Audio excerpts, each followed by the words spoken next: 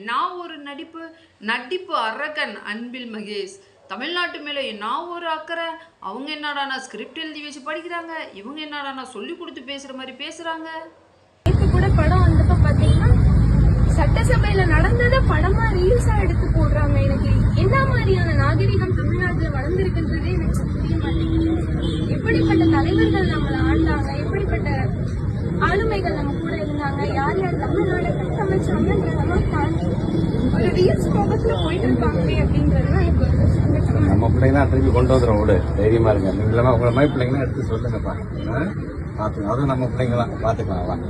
சரி, தைரியமா இருக்கலாம். சரிங்க.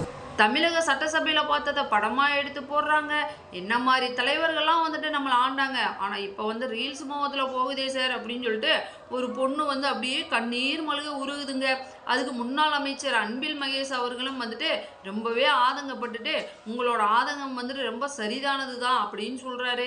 அதே மாதிரி ஊடக மோகத்தால் தடமாறும் இளைஞர்களும் வந்துட்டு நம்ம பிள்ளைங்கதே, அதனால வந்து அவங்களுக்கு பண்பாட்டையும் சட்டமன்றத்தின் கண்ணியத்தையும் வந்துட்டு அன்போட எடுத்து சொல்லி அவங்கள வந்து திருத்துவோம் அப்படின்னு சொல்லியிருக்காருங்க.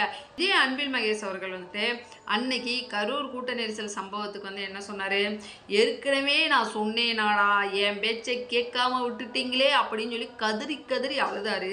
ஆனா இப்போ வந்து நம்ம பசங்கதே நம்ம வந்துட்டு அன்பால திருத்துவோம்னு சொல்றாரே, இது வந்து எங்கேயோ இடிக்குதே.